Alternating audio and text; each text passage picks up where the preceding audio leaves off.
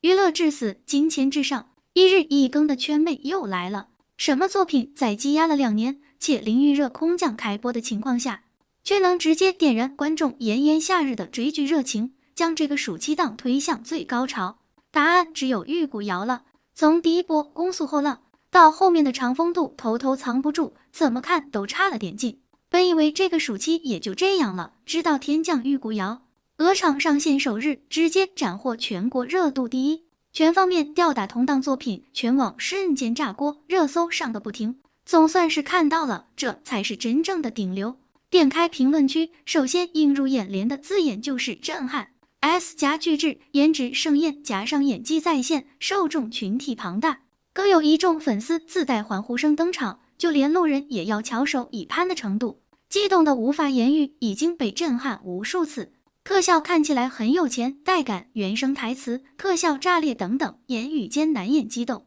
这部剧确实可以说是今年难得挑不出刺的作品了。这几年的仙侠剧，师徒之间的爱恨情仇似乎已经被拍烂了。最巅峰时期当然是现象级大爆的花千骨。玉骨遥虽然同样定位在师徒上，人设中却大有不同，而且男女主之间的虐可谓拉到了极致。虽然在选角上有美中不足之处，但玉骨遥的整体选角还是比较让我惊喜的，就连配角都演技颜值双在线，这场视觉盛宴注定要席卷全网了。实不相瞒，剧刚上线后，圈妹带着疑问打开评论区，众多言语里不乏对男主肖战的评论。虽然演过话剧后，肖战的演技确实比之前有了很大提升，但无奈由于种种原因，仍然少不了各种恶评。为了维护自家哥哥，粉丝不断控评，导致1星、5星大量涌入，甚至直接把评论区给整异常了。不过这和之前的227事件相比，已经算是小巫见大巫了。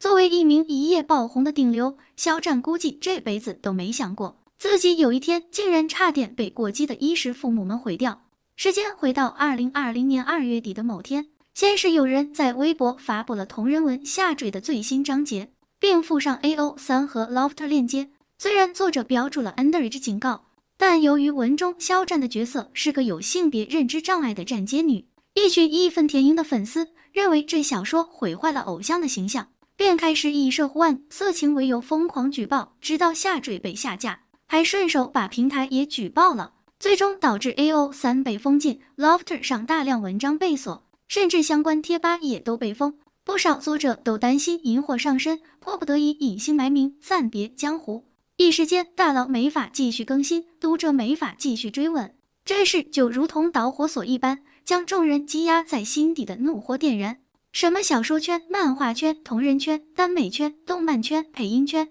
总之各圈网友大量涌入豆瓣，直奔肖战影视作品。他们的目标只有一个：1星差评。真情令从之前的 8.2 路下滑，如今只剩 7.7 分。不仅如此，肖战的代言也因此受到严重影响，品牌迫不得已替换了原本是他的置顶，来去之间的转发更是如同添了一把火。事件发酵的愈发猛烈，肖战开始遭到全网抵制，一波未平，一波又起。这期间，肖战又被扒出素人时期嘲讽谭丽娜是印度黑女的言论，一时间他的风评几乎跌到谷底。显然，此事早已不只是粉丝之间的战争，而是上升到偶像本身，甚至朝着不可控制的方向发展。然而正主却迟迟没有回应，直到5天之后，肖战工作室才发来道歉信。不过网友怎么可能买单？不只是为时已晚的问题，比起如同模板一般的工作室道歉，他们更想要听到肖战亲口说些什么。而这一等就整整等了2个月，肖战首次公开回应227事件。镜头前，他表示那段时间自己感到很不安、很愧疚，同时也向那些由于争议而受到困扰的网友们表示歉意，并称希望自己的在以后的路上可以释放更多能力和善意。至此，227事件算是告一段落，而肖战也从此在大众视野消失了1年。待到来年2月27日，也就是227事件发生1周年，他在社交平台发了长文，向大家郑重道歉。不过问题来了，这段时间肖战去哪儿了？更何况按照娱乐圈更新换代的速度，哪怕只是沉寂1年，重新回归的肖战，以往积攒的人气还能回来吗？众所周知，2019年肖战凭着一部《陈情令》爆红出圈，圈粉无数。耽美小说改编，双男主模式，加上剧中的他，仿佛真的从原著中走出来一样，一袭黑衣，洒脱不羁，人帅嘴甜，人见人爱，满满都是少年感。就是这个角色让肖战人气高涨，从一个无人在意的小透明，一跃成为红透半边天的顶流。而此时距离肖战出道也不过才不到4年，那么在大火之前，他又经历着怎样的人生呢？肖战出生于重庆巴南的一个普通家庭，父亲是某国企的职工，母亲是一名幼儿园老师。像大多数中国传统家庭一样，肖战的成长中，父母对他寄托了很大的希望，同时对他的管教也非常严格。用他在家的话来说，就是我几乎是被从小打大，妈妈早下班回来妈妈打，打到爸爸下班回来爸爸接着打。为了遏制住儿子体内的不安分子，后来爸妈给他报了很多兴趣班，书法、围棋、小提琴，但唯独美术班是他心甘情愿坚持下来的。每到周末，根本不用爸妈催，他就自己背着小画板跑到少年宫学画画，而且还因此得了不少奖。遗憾的是，高考专业课考试时，他最擅长的素描却拿了低分，以至于和理想中的大学失之交臂。最终以500多分的成绩考进了重庆工商大学现代国际设计艺术学院。没错，是金子总会发光的。在大学期间，肖战仍然是校园里的风云人物，自带的文艺细胞也没打算藏着掖着。参加校合唱队，多次在校园歌词大赛获奖。大3时和还朋友一起开过摄影工作室，主打的就是一个让甲方爸爸满意。据说那一届的同学几乎都听过肖战的大名，大家都称呼他是重庆工商校草，还有人在贴吧发帖给他打分，按照10分制，长相7分，气质9分，人格魅力9分，综合9.2分。大学毕业后，肖战在一位传媒老师开的工作室里工作，成为了一名设计师，过起了朝9晚5的社畜生活。重庆一咖啡馆的 logo 和室内设计就是肖战参与设计的。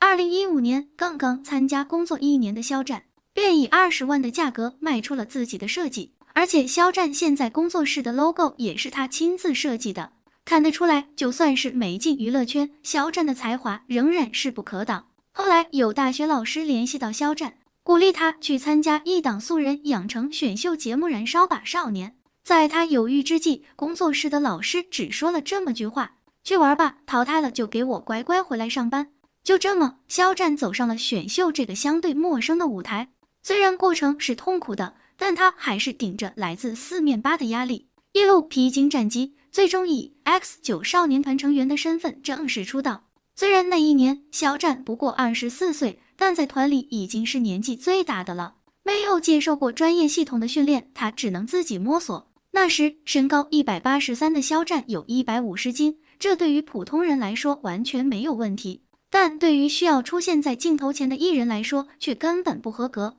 于是他开始疯狂健身减肥，整整瘦了34斤。为了不被落下，他只要有时间就看书、看电影、上课，全方位自己充电。实不相瞒，在爆红之前，在刚入圈的那段时间，他也曾有过这样那样的心酸。选秀中被龙丹妮直言你形象过于暖男，不会红。参加综艺没几个镜头就算了，还和队友彭楚月一起被导演组骗喝油漆，最后直接送到医院洗胃。某次练舞中，由于太卖力，导致指打脚趾指甲淤血坏死，最后整个脱落。他也只是问了句：指甲掉了还会长吗？听到别人说会长，他就再也没有说什么，还光着脚继续登台演唱。被说眼神散漫无神，他就默默苦练，在舒淇的指导下，短短1个多月就摆脱了先天的不完美，练就了一双灵动多情的眼。为了争取到更多机会，他会在没有助理的情况下，只身一人去赶通告。后来他开始朝着演员方向发展，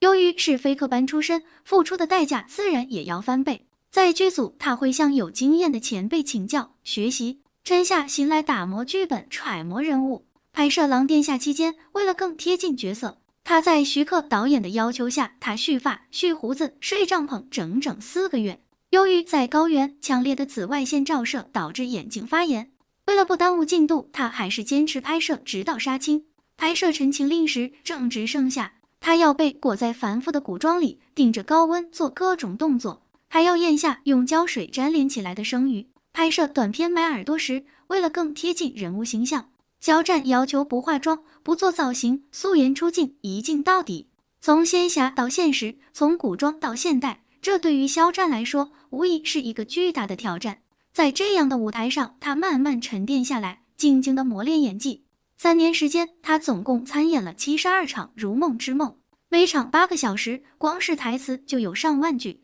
但他却奇迹般的做到了零失误。是的，那场突如其来的磨难，对于火速蹿红的肖战来说，或许并不算彻底的坏事，反而让他有机会停下脚步，去思考，去领悟，而不至于被流量裹挟着横冲直撞，迷失了方向。对于31岁的肖战来说，虽然不管是演技还是其他都还存在着各种各样的不足，无关洗白，无关翻身，路漫漫其修远兮，一切不过才刚刚开始。好了，今天的视频就到这里了，欢迎在评论区留言评论，请多多订阅和关注，我会持续为您带来更多精彩内容。